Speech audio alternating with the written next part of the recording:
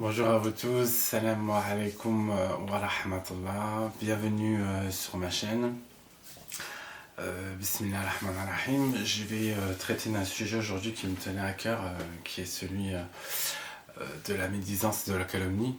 Je trouve que ce sont en tout cas deux poisons qui sont fortement cultivés dans notre société d'aujourd'hui et j'aimerais, en m'appuyant sur une sourate particulière du Coran qui est sourate al-Hujurat, c'est la numéro 49 et plus précisément le verset 12 que je vais vous lire.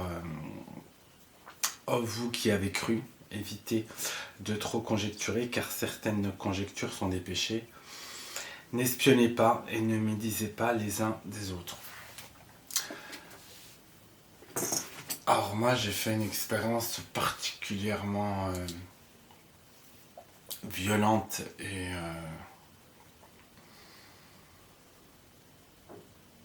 et me privant de toute liberté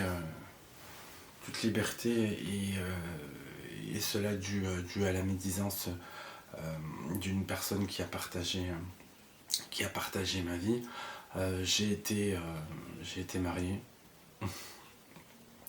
Bien qu'étant homosexuel en toute transparence, je me suis marié pour pouvoir répondre tout simplement à un pilier de l'islam, en tout cas auquel je croyais. À cette époque-là, je me pensais malade. Je pensais que l'homosexualité c'était une maladie, donc je me suis laissé plus ou moins emporter en tout cas par certains courants qui disent et qui avec force qui disent que l'homosexualité est une maladie. Aujourd'hui je sais que c'est pas une maladie, c'est une épreuve.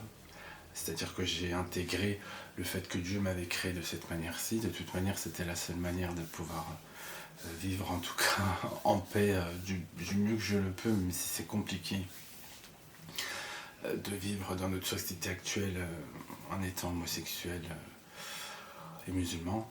Mais je pense que c'est pareil lorsqu'on est chrétien. En tout cas, je pense que ça devient compliqué du moment où on a une croyance en Dieu, parce que dans les religions monothéistes, tous les livres remettent en question l'homosexualité.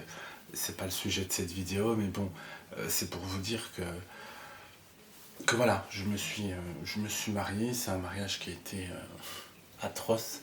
Ça a été la pire expérience de ma vie. J'étais vraiment motivé par un élan de bienveillance. Pour moi, c'était pas un game.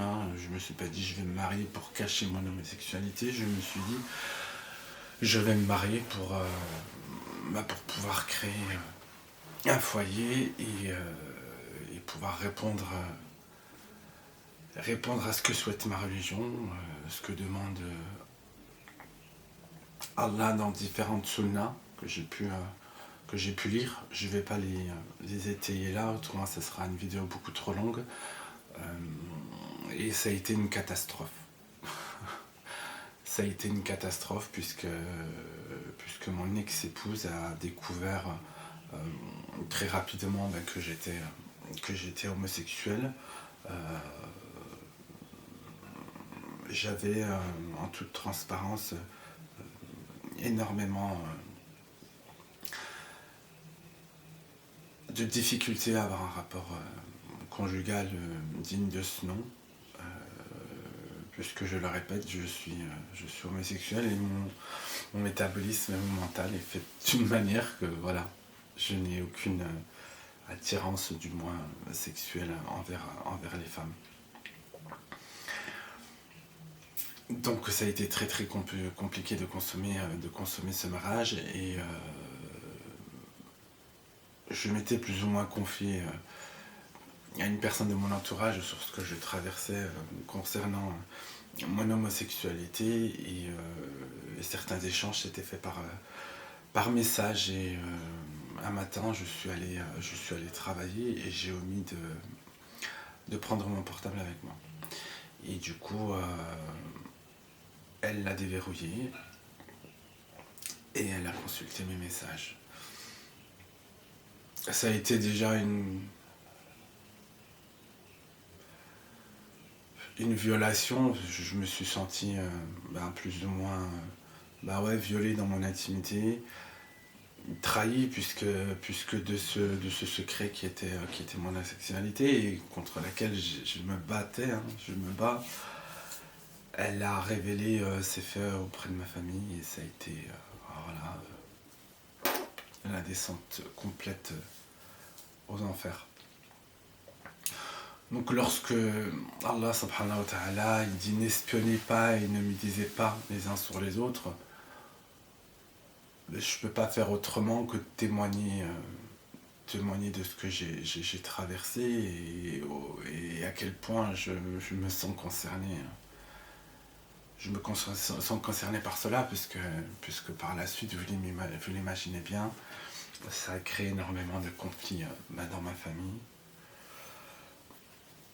J'ai certains membres de ma famille qui encore aujourd'hui m'ont renié, hein, ne me parlent pas.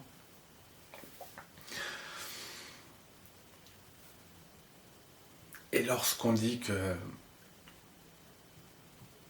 c'est un péché, j'en comprends encore plus aujourd'hui la teneur puisqu'effectivement je pense que derrière cela, Allah il a voulu justement nous protéger de cette douleur que j'ai pu moi subir lorsqu'on médit ou qu'on calomnie sur l'un ou l'autre d'entre nous. Donc voilà, je ne sais pas si certaines personnes ont vécu ce que j'ai pu traverser moi dans le cadre de ce mariage et de cette trahison quant à la révélation de mon homosexualité. J'avoue que je ne... En fait, je côtoie pas du tout le monde gay, encore moins des musulmans gays, homosexuels comme moi, donc je ne sais pas si cette vidéo va atteindre le même type de profil que moi, mais bon, la douleur elle est universelle et voilà, si je pouvais donner un conseil et pouvoir épiloguer un peu plus sur cette sourate al-Hujurat au verset 12, ne médisez pas les uns sur les autres.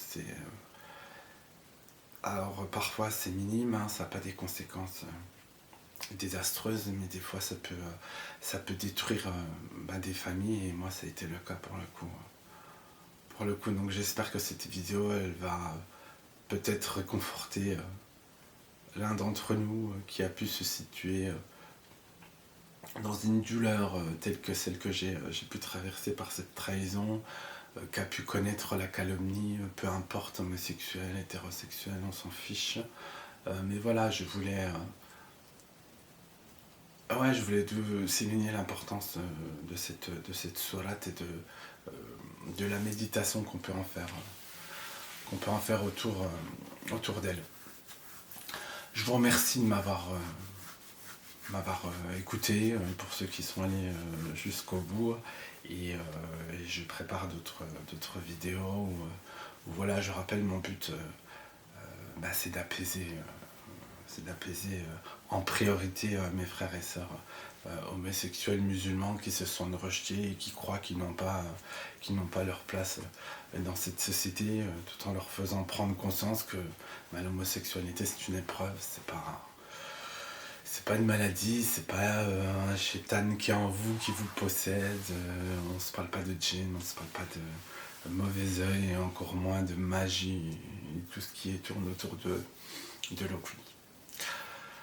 Je vous remercie, je vous dis à très bientôt sur ma chaîne. Au revoir, salam alaikum.